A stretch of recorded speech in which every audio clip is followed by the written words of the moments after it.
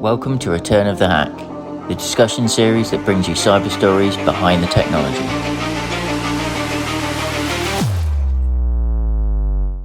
I'm your host, Neil Langridge, and my guest today is Bharat Mistry, Technical Director at Trend Micro. We're discussing risk management. It's a key part of cybersecurity, from the alignment to business strategy to understanding the attack surface. We'll explore how to understand and improve risk posture and simple ways to use risk to prioritise IT strategy. Hi everybody, and welcome to the latest edition of Return of the Hack, the podcast from E92+. Today I'm joined by Bharat from Trend Micro. Hi, nice to see you. Hi Neil, how are you? I'm all good, thank you very much. How are you?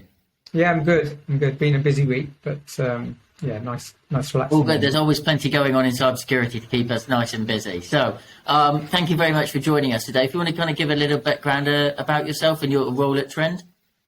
So I'm the technical director here at Trend Micro. Been in this role for the last 2 years.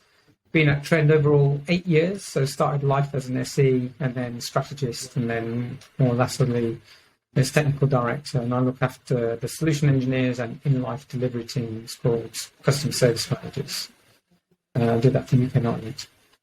Excellent, that's great, thank you. And today we're going to have a chat about cybersecurity and risk in particular, and how organised can take a risk-based approach. So, from your perspective, where is the kind of state of cybersecurity now, and how risk plays in a role in how most organisations approach them in terms of strategy? Yeah, we're at this kind of pivotal transition point. So depending on the maturity of an organisation, cyber risk is taking kind of different forms. If I look at the vast majority of the SMB community that we talk to, and even the kind of lower end of the top enterprise, risk, and specifically cyber risk, isn't perceived as business risk. And it's contained as a technology risk at the end of the day. So what happens is when IT teams or security teams are looking at measures and countermeasures, it's very much based on the current threat situation and putting in measures against that. So invariably, budgets are kind of, I would say, not deemed to be enough, because everyone's going after best of breed point solutions, and that's just not sustainable. And when you look at when you look at risk from a business perspective, the two don't equate, because the language and the terminology is very different. When we look at cyber risk, it's all about speeds and feeds, and the way it gets reported is about speeds and feeds and threats and attacks and bits and bytes. When we talk about business risk, we want to know asset value, the effects of compromise, bottom line impact on the business, what revenue is going to impact, and then the two don't equate. And so we're at this kind of chasm where you've got the business on one side and you've got IT and security on the other side. And actually it's worse than that. You've got IT in the middle and cyber at the bottom of this part. And the message does not get translated through. And we're in this position now where actually the board is ever so more aware of cyber threats and the impact to the business. And so the board has got an inherent interest in what's going on. They're always asking the question, are we protected? What does our posture look like? And then when you get the information back that says, we had so many DDoS attempts in this month, we had so many phishing attacks and this and that, it just does not bear any context or meaning to the board. If you equate it back into, okay, we had so many phishing attempts and they targeted the CEO, the CMO and somebody else with this kind of style, then it does have an impact, because then it automatically tells the board, actually, some of our high value assets, in this case people assets, are being targeted over a range, over a campaign that could have lasted months, days, weeks or years, and we can start to take some positive action on the back of that. But to get to that kind of level, we have to change the stance on security. So if you look at most organisations, they take a blanket approach to security. And largely, that's what practitioners would do. You want to do security by policy and through a standard kind of process runnable. And that kind of makes sense, and not doing anything by exception. But actually, when you go to apply the controls, you don't have an infinite budget. And so the only way to make use of that budget in the most cost-effective sense is to take a risk-based approach to security. And by that, I mean actually identify the assets, tag them in terms of criticalities of the business, apply some risk modelling against those assets, and then understand what the control measures need to be. So there's no point spending £1,000 to protect an asset that's only worth £1. And the converse is true as well, right? There's no point spending £1 to protect an asset that's worth £1,000. So you've got to take that into account. And you've got to look at the exposure that it takes on board. And then you can work out what the strategy needs to be on the back of it. So do I accept the risk? Do I mitigate the risk? Can I reduce the risk? Do I transfer the risk? Or do I bury my head in the sand and forget about it, right? So there are various options. And when you put it into that kind of context, you're actually starting to get the best value in terms of measures and controls in relation to the exposure and impact that it has on your organisation. So I suppose in a roundabout way, what I'm trying to say is that you've got a finite budget. How do you spend your budget on security in the right areas? And the way to do it is to prioritise it in terms of what has maximum exposure in terms of bottom line revenue and brand reputation to the business.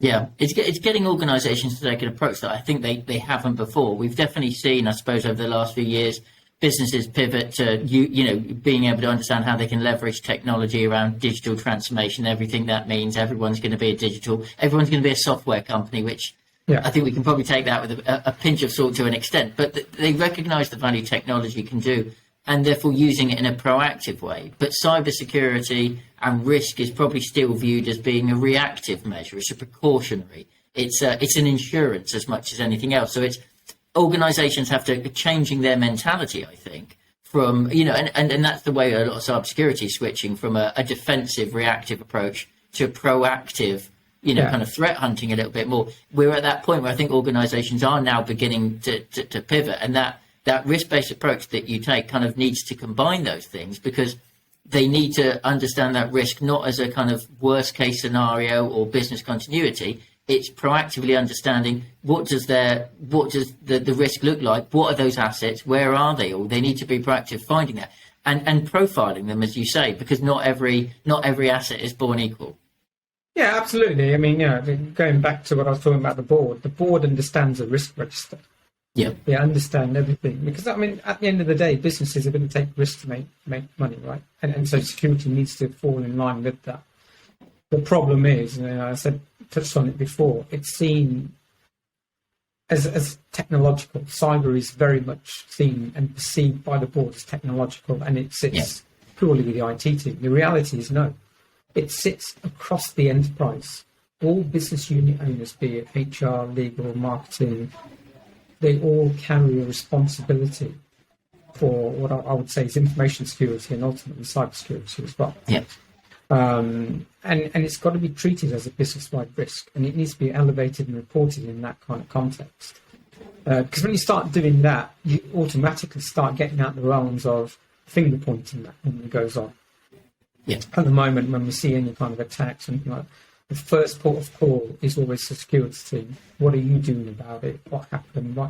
When actually, let's back a little bit and say, we understand this risk across the enterprise, and we can see what areas that we need to tackle. And the other thing is, the most important thing here is, I know I'm talking from a vendor's perspective, it's not about the technology. Believe it or not, in 7 out of 10 use cases, it can be dealt by people and process. So if you've got the right kind of programs in place, certainly around the people with awareness, understanding the implications of bad cyber hygiene, and just making some small changes, you can make a huge amount of difference. Same in processes as well. Some of these processes that are being put in place from a security team, and they have no relevance to the day-to-day running of an organisation. And this is why you get a lot of, I would say, shadow IT going on. Yeah. People circumventing the controls because the security team, perceived as the office of no, right? Yeah, absolutely. Yeah. They're getting in the way of getting business done day to day. And this is the other problem. Security teams, I know there aren't that many security individuals, but if they did take time out to understand the business flow and understand the day-to-day pains of what's going on, I think we'd have a better, more proactive security model, because all of a sudden, by just switching the right mindset in people alone, you could make this switch from just bad cyber hygiene to potentially good cyber hygiene by not just randomly clicking on things or opening things or processing in a way that you just wouldn't normally do. And like I said, reporting it in a kind of business risk context will have a positive impact on that. Yeah, it's finding the most effective way to bridge that gap, because one of the things we kind of heard the conversations in cybersecurity around security by design and engineering. Security teams shouldn't be an isolated security team, a sub-function of IT. It should be embedded in everything that we do. Absolutely. So it's encouraging them to have that and without fear, but equally it's making sure, I think there's a responsibility definitely on us as an industry to talk more about, in a non-technical way, about business functions. And I think it's fair to say, probably as an industry, we're probably a little bit guilty of not doing that quite so well, of reaching across the divide. No, we are. And it comes down to, really, if you think about how some CISOs have come into place, it's been through a natural progression of being either an IT manager or senior IT architect or a security architect, which has then come into a CISO type role. And so your mindset is always in the tech and the threats, and which is fine to a degree. But when you're talking higher up, you've got to switch the language to a business context. And it doesn't always help itself, but by the fact that CISOs report into the CIO of an organization and they don't have a direct sitting on the board. I think, if CISOs were to have a board level seat, it could have a different impact. And we're starting to see these titles called business CISOs or BISOs. Yeah. And you can see some of the more mature organizations are going down that path. And really, that's the way it needs to go.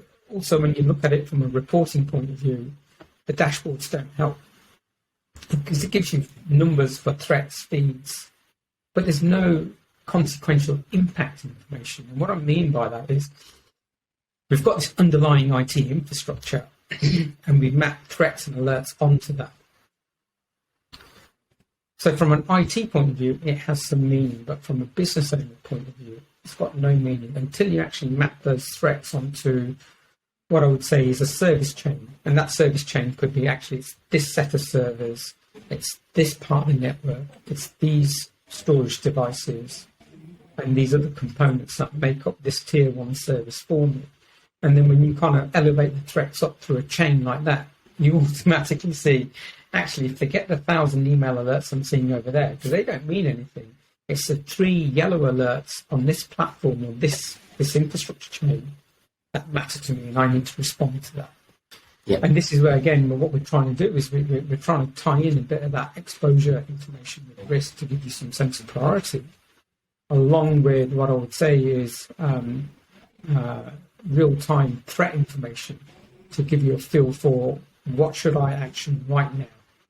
So it's that actionable intelligence to say, I've got something that matters to the business on the left-hand side, and I can see potential exposure here. I've got real-time threat information coming in through my dashboards here, and what we're trying to do is draw the picture on what I'll lay one on top of the other to say, forget this, forget that. It's those 4 or 5 things I need to focus on first before I do anything else today.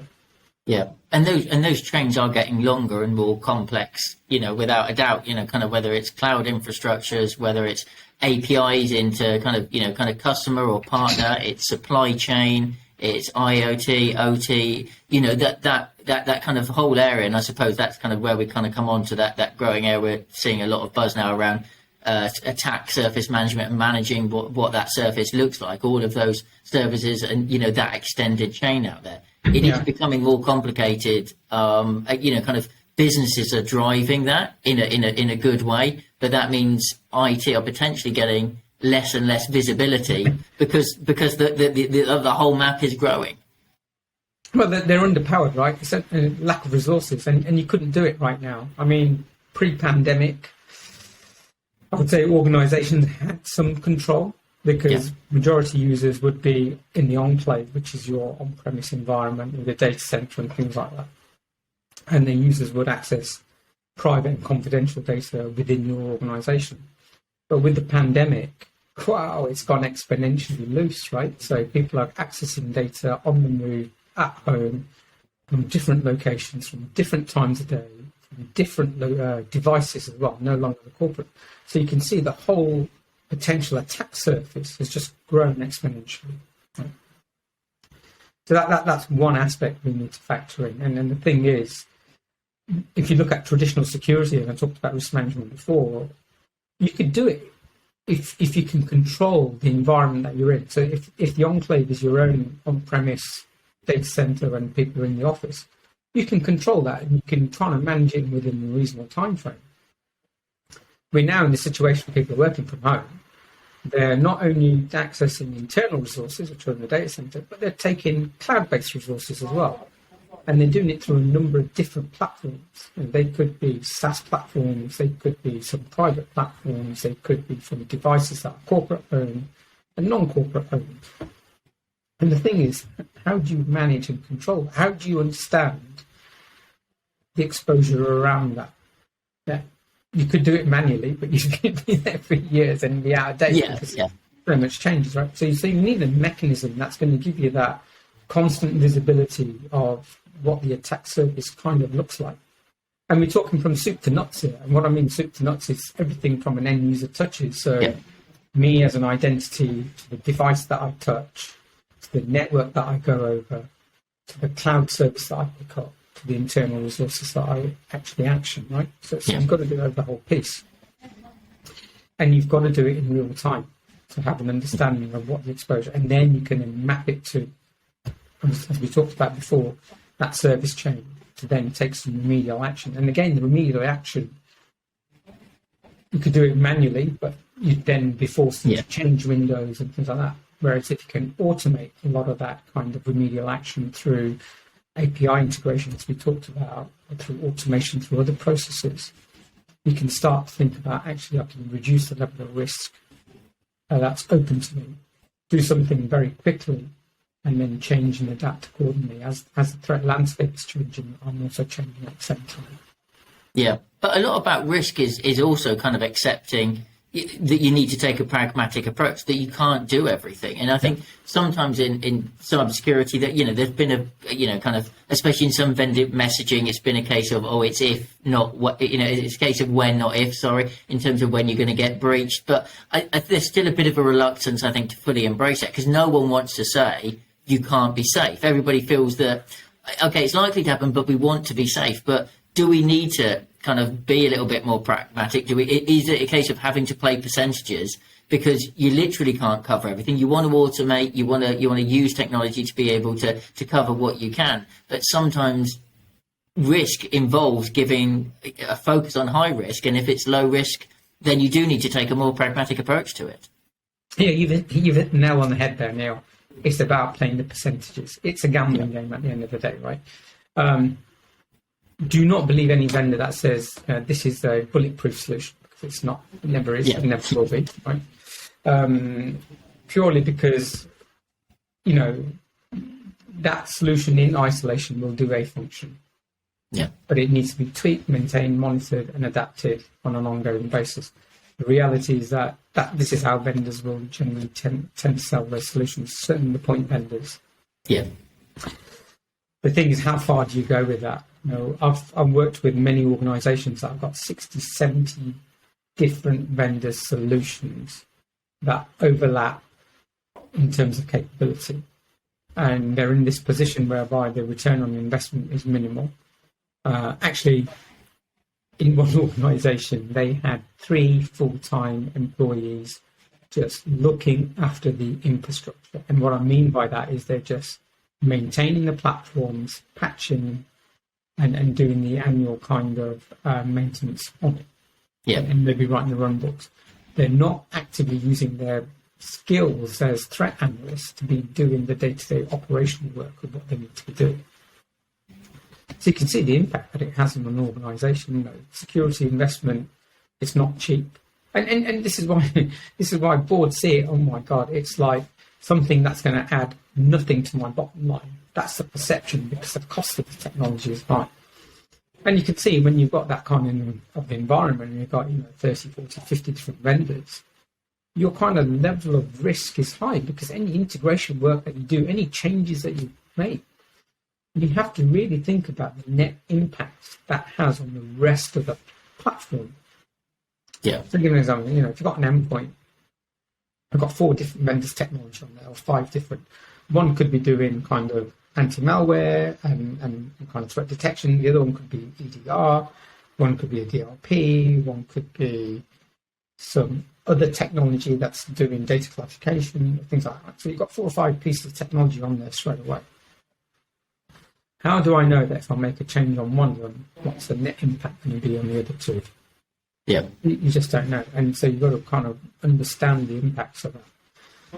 The other thing is, where I've got almost similar technologies, how do I know the information being reported up has got synergy between it? So if I've got let's say I've got a host-based firewall reporting something, and my anti-malware or anti-threat solution is reporting something, reality is those 2 things together actually mean something.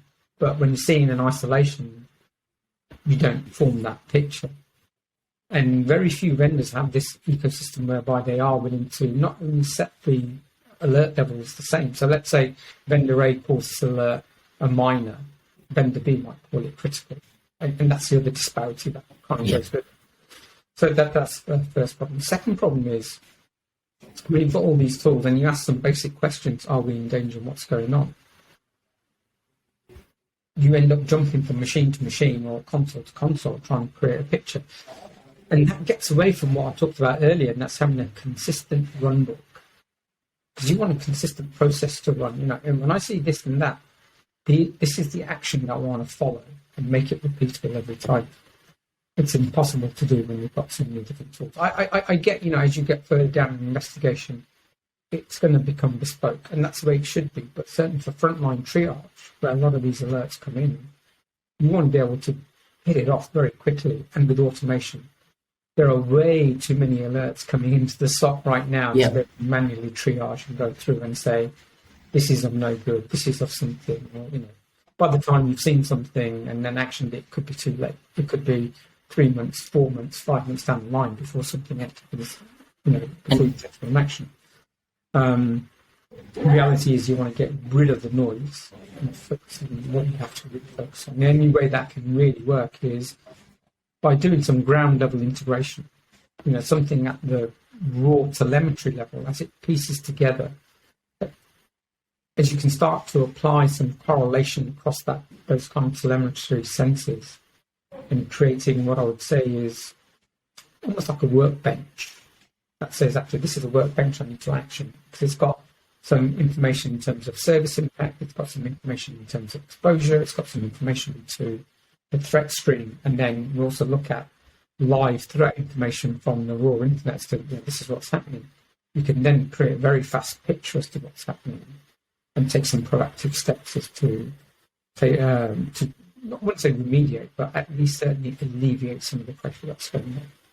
Yeah, I suppose the problem is every vendor's technology always thinks that that's the primary one, and again, a lot of cybersecurity kind of, if you take if you take a risk-based approach could be just to add more layers. That's been historically, that was a sound, kind of defense in depth, layered approach. But as you say, the problem is you then get multiple layers upon layer. You get duplication of alerts and what have you. And so, because of I think in an acknowledgement, you can't rip and replace everything. I think definitely the move towards kind of APIs and more integrated systems. We hear a lot more about ecosystems from a partner and a channel perspective, but definitely from a technology is, I think, you definitely kind of seeing out there a lot more technology vendors being a lot more kind of open and I suppose a bit more humble in terms of the fact that, that there isn't a silver bullet, but the way that they can help customers leverage ROI has to be through integration and being able to use the best elements of your technology to be able to, leverage the best elements of somebody else who arguably might be a bit of a competitor, but you're both in place, so you need to make it work. Yeah, no, absolutely. I mean, organizations are heterogeneous in their nature, or they might have, I think if anyone's thinking, oh yeah, I can kind of rationalize to 2 or 3 vendors, I think those days are gone. I mean, you're going to have some vendors, some strategic vendors across the piece. The key to it is, how do these, I wouldn't say point solutions, but sub-platforms talk to each other and communicate?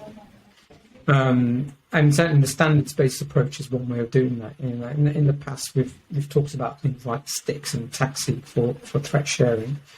Having those open interfaces is another way of doing that. Certainly, I can talk about it from Trend Micro context, right? So we are working with our competitors, so people like Palo Alto, to integrate with their Cortex platform right now, so we can do a bit of threat sharing, so that anything from our Vision One platform can be consumed by, for example, the SOAR platform and simplified within Palo Alto, for example. Yeah, that works. Likewise, we have integrations going the other way, that our Vision One platform can talk to infrastructure players like Checkpoint and Cisco as well, whereby we can direct inline, new information to prevent active channels being blocked, because we know there's a threat actor potentially sitting on the back of it, or it's connected to a threat actor. So the integration ecosystem has to work in like 3 dimensions, really. One is kind of the underlying infrastructure that you need to play with, and understand that, there are component parts that you need to kind of co-reside with. And a good example of this is, where, let's say, an organization has deployed Microsoft Defender across a piece. Our Vision One sensor can co-reside with that. So you're getting the best of both worlds. You're getting Microsoft across a piece in terms of a standard blueprint, and then you're getting a Vision One capability through our Vision One sensor on that endpoint to give you the XDR piece, so you can see that coming together.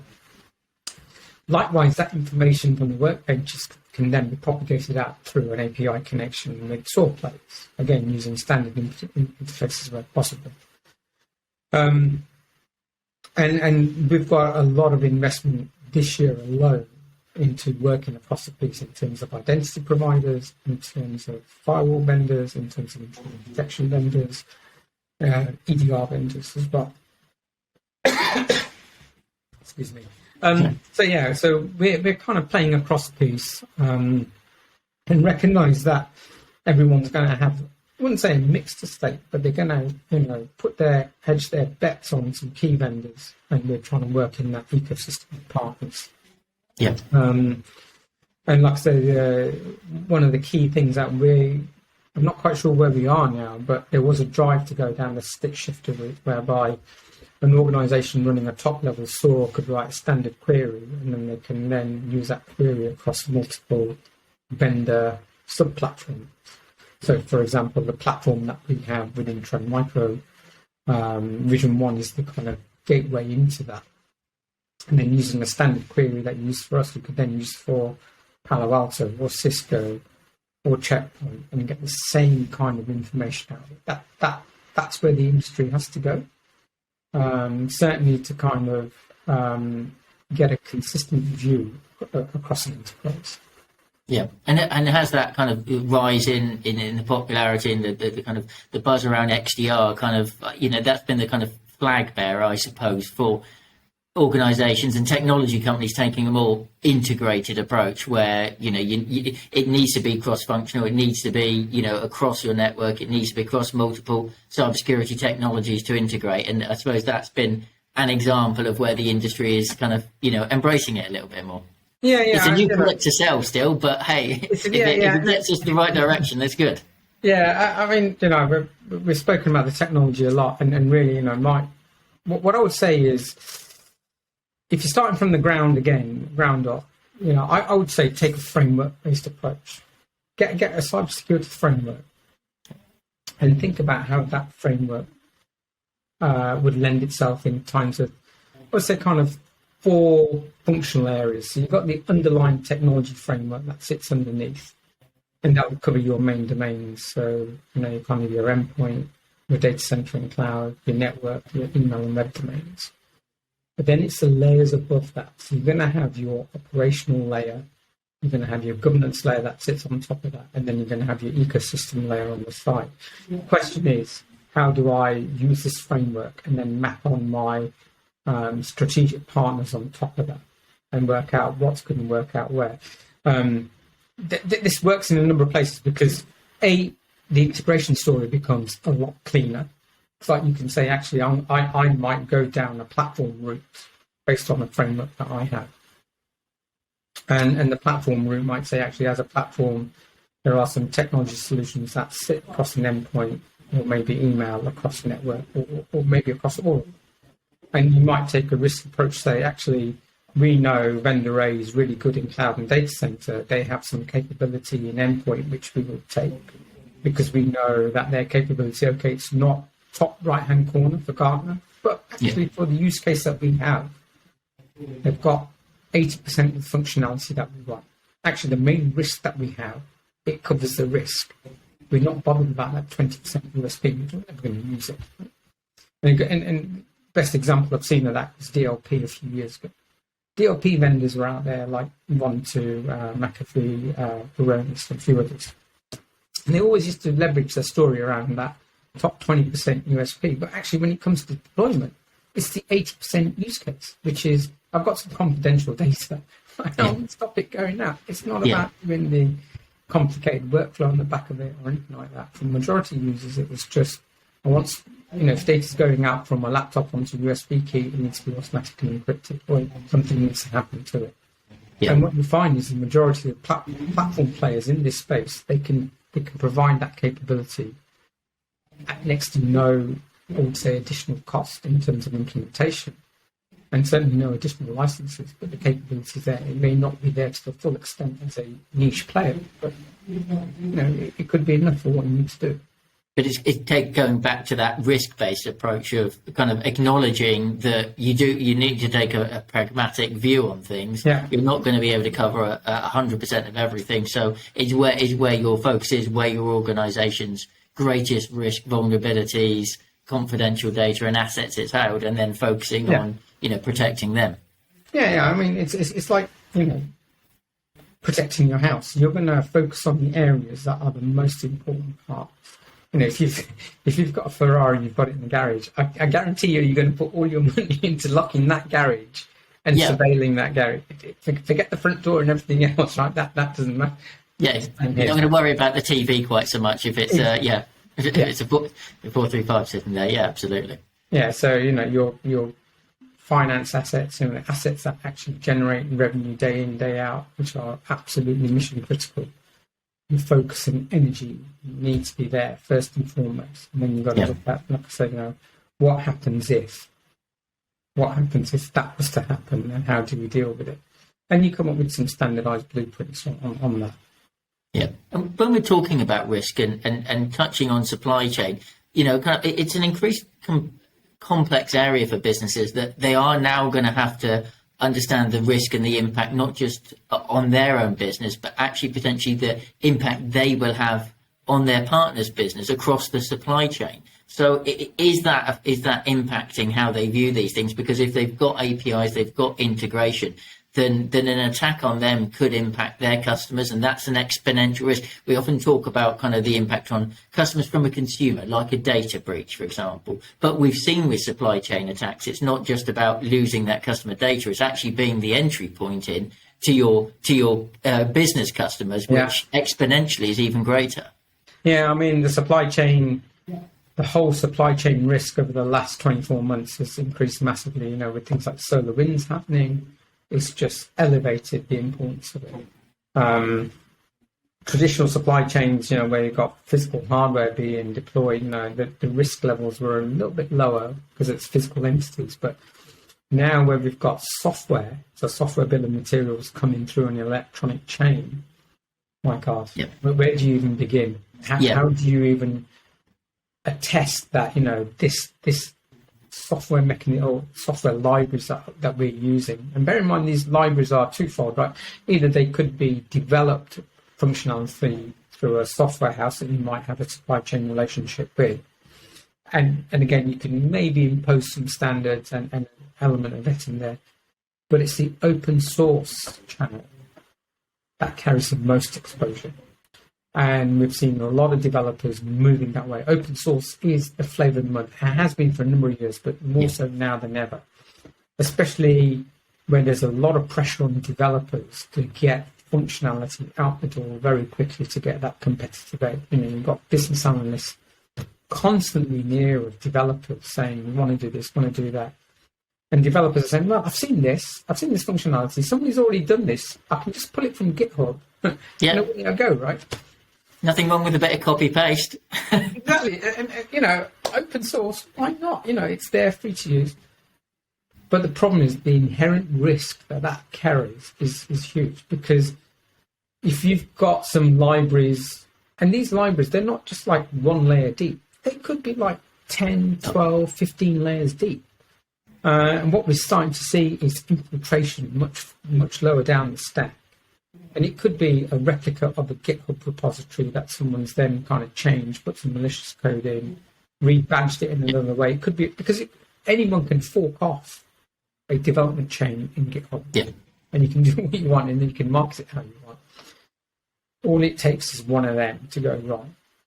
And then that's a whole route into your enterprise that you would never even thought about. I know you jokingly said that companies aren't technology companies through and through, but I think they are. With digital transformation, what we're seeing is the whole uprise and shift and change from the core business to also being technology companies in the main.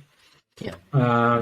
If you look at, fast-moving consumer goods, for example, those organizations, they are becoming technology companies because they're having to think about logistics, distribution, supply chain, and this is forwards and backwards in the supply chain as well.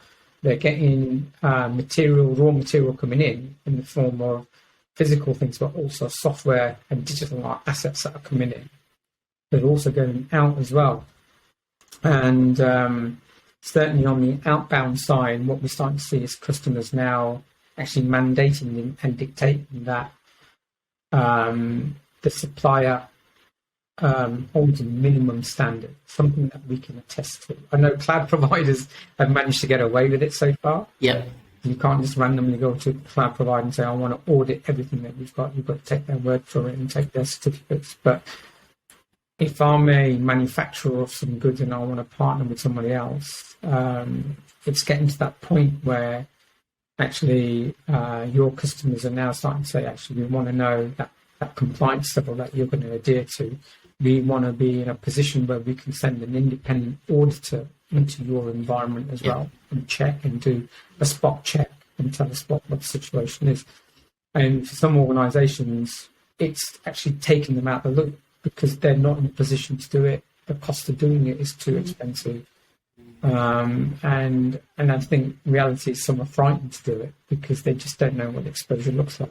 So, no, and they don't necessarily know what they've got. And I suppose it's kind of interesting. That's kind of on one end of the scale where you have that open source and all those kind of kind of access to all of that code that you may well have kind of then used, and you don't really understand kind of what you've got or what your potential kind of exposure level to on the other side, much more kind of proprietary, where you look at kind of OT and SCADA systems, yes, which are kind of the other end of the scale, but equally just as complicated and not ones that infrastructure teams have necessarily always got involved with, because it's kind of more legacy infrastructure. It's more operational.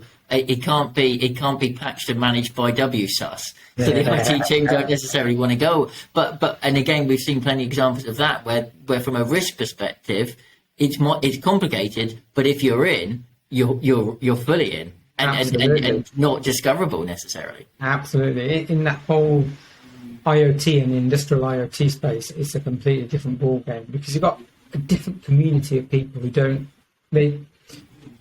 they understand cyber, but they don't want to practice. Let me get this right.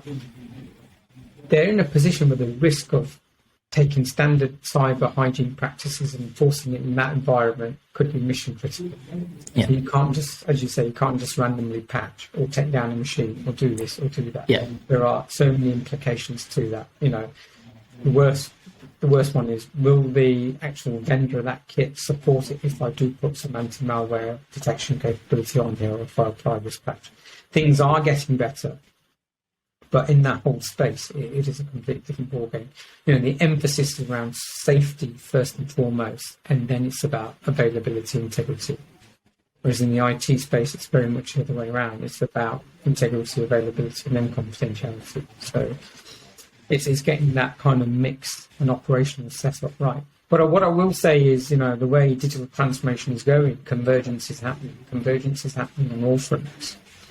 We're seeing convergence in kind of data center, we're seeing convergence on the endpoint, and now we're seeing convergence in that IoT space where IoT equipment is being converged onto the IT network, but also into public cloud. If you look at programs like Industry 4.0, for example, where edge technology is taking real-time data from things like PLCs and controllers on the production floor, or it could be a facility organisation, feeding that up to a cloud engine where analytics are being done on the fly to understand, actually, if we tweak this, tweak that, we could change this and we could improve that. That's where the end game is at the moment. The thing is, people are wanting to do that, but they're not always understanding the risk of doing it in just a flat, open manner, being just saying, okay, I'm going to point some data over there. Yes, the cloud provider actually taking some countermeasures to understand what could happen in that route and what do we need to take care of first and foremost. It's just now starting to be thought about. So. Yeah.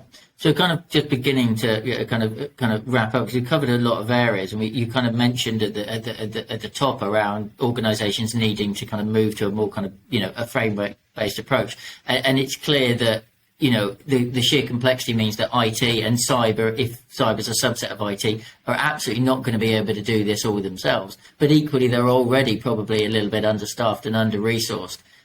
How are you seeing kind of best practice in terms of organisations being able to bring the business into that, to be able to understand, and equally kind of get themselves more embedded in the rest of the organisation, so they're not a tick box afterthought? So it's a cultural change that needs to start from the top at the board, and you need a board level sponsor who's going to drive. I'll call it a cyber program, but it's broader than that. It's around risk and who owns the overall risk register. And as we map that down, actually the cyber risk is something that's owned by all the BUs.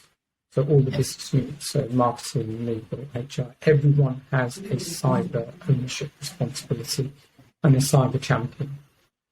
Now, we've seen it in some organisations, they call it information security champions, but really it's just an extension of the same thing.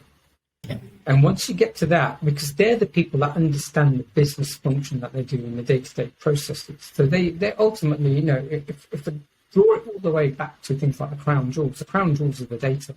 And they're the data custodians. It's not someone in the IT team that understands the value of this data for HR, but for legal and marketing. So many people in that team understand it. And so they understand the consequential kind of processes and actions around that, and what the impact of it being compromised actually means. So it starts from there. So,